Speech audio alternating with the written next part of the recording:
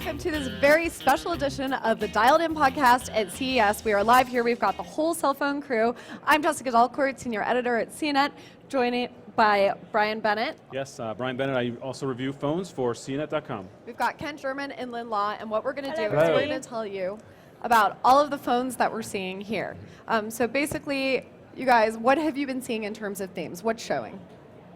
Well, I think we're seeing a lot from minor players, or at least players that we don't really know a lot about. We don't usually hear about at CES. You know, but traditionally it's been Motorola, HTC, Nokia, Nokia had a big thing last year, Samsung. We had one from Sony Ericsson, well, two. They're kind of the same phone. And then we saw a lot from Alcatel and Huawei and ZTE. So a lot of smaller players that we're used to dealing with in the United States. They don't really have a huge presence with a lot of real high-end smartphones, but they did make a presence here, definitely. What else are we going to see in terms of the designs in the upcoming year?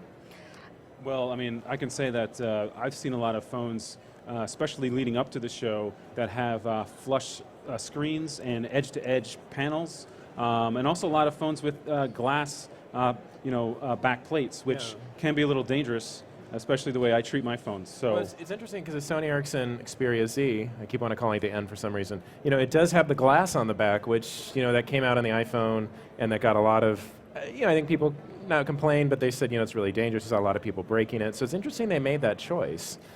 Right, because it makes it look premium, but then if you put a case on top of it, you're kind of covering up the thing that you wanted to see in the first place. And you kind of want to put a case on it because it's just going to glass, it's going to break. So right. I don't know what they're thinking there. Me, but it's definitely going to fall and it's going to break. Absolutely. A lot of other things that we've seen are colors. It's like really surprising that we don't just see black and white. With the ZTE Grand S, it comes in a lot of finishes. There's like a matte and a glossy finish, but there's also yellow, red, pink, and mint blue, and it's very attractive. By your blazer. Yeah.